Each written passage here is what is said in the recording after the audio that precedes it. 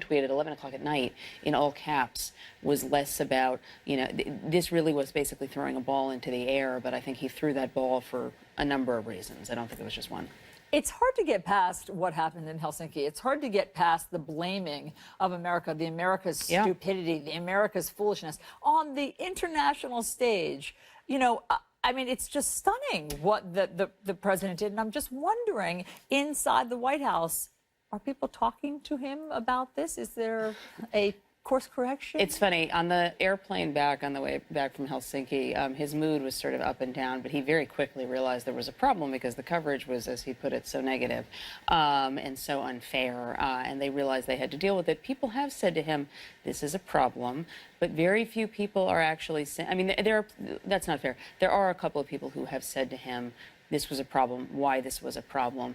But it often involves kind of walking him, at least in part, through how he sees the landscape, not the landscape as it actually is. I think he still doesn't entirely understand the problem with what he did. I don't think he understands the problem with standing on a stage with Vladimir Putin and blaming the U.S. The people who I do think understand that are voters, and I've been a little perplexed.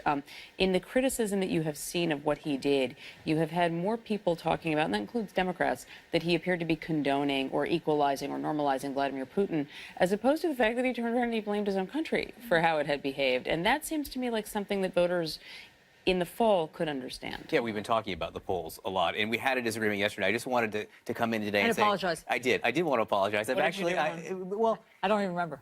Look, you look at the polling, the NBC News Wall Street Journal polling out, and the president's approval rating has ticked up a point after the Russia thing from June. You also look at the approval rating among Republicans, and it's at 88%, which is very high. And he looks like he's keeping his base. But, as Allison pointed out yesterday... Brilliantly. As Allison pointed out yesterday, nicely, brilliantly. Very subtly done, too, by the way. It could be that the Republican sample inside these polls is shrinking. And if you listen to Harry Enton and Nate Silver, they've been looking at this, and it is. I mean, it's 27%. But it's fewer. But that's actually smaller than it was. It was up around 29%, and that could account for as much as 10% in the approval rating here. So it could be that Republicans are fleeing here. It could be, and I think that more will be revealed as we go forward. I think it's hard to know. I think it's also important to bear in mind when we were talking about how the White House is dealing with this.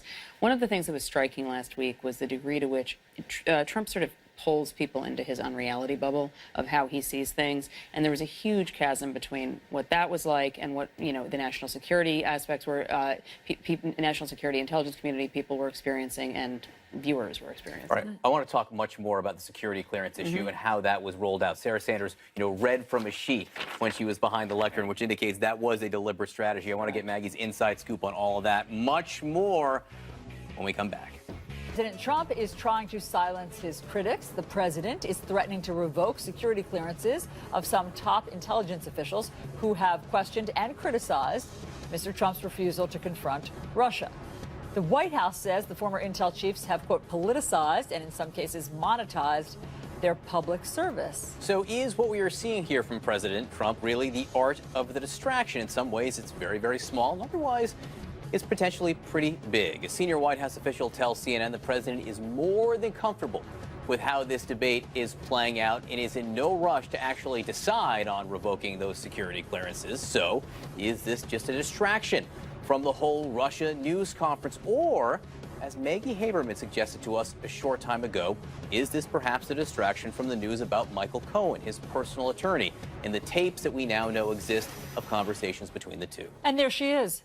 Maggie Haberman herself, the aforementioned political analyst and White House correspondent for the New York Times. Maggie, great to have you. Okay, so what took him so long to attempt to revoke these security clearances? I mean, President Trump doesn't like people going on television like James Clapper has, like John Brennan has, and criticizing what they see in terms of his complete lack of respect and denigration of the intel community. So they have criticized him publicly. So now it feels that this is punitive and retribution for that, and that he might revoke their security clearance. What else is going on behind the scenes? Well, this actually is what we were talking about before, is what's a distraction versus just him popping off. This is actually a distraction. This is something that Sarah Sanders went to the podium, was reading from this. To the extent that this White House plans things out, this was something that was planned. What took him so long is the fact that this is not realistic. I mean, some of the people who he's talking about don't have active clearances, number one. Comey and Number two- McCabe. Correct, number one. Number two, it's not going to stop people. He doesn't get to wave a wand and make this go away very quickly. This is something that the White House knows will get us talking, will fill headline space, and that to the extent that they can squeeze out other things, that is what they're trying to do. But it is, to your point about very small and very big, this is not a small thing to have a president suggesting retribution for political criticism in this way. It is this leveling out, this flattening that he does with everything, where everything is the same, everything is political. Nobody can have a motive other than good, bad, up, down about Donald Trump. And there is also that sort of that mirroring aspect to this, where he takes criticism that has been leveled against him or his administration and he puts it back somewhere else. The criticism of the security clearance process of his White House has been extensive. The fact that his daughter and son-in-law have security clearances has been a huge issue, and the fact that both of them have been accused of monetizing their positions in the White House. So I was really struck by that language from Sarah Sanders, because it has been applied to his own family over and over again. You have it if you want to hear it. Yeah, let's play the short version of that just so we know what we're talking about right now.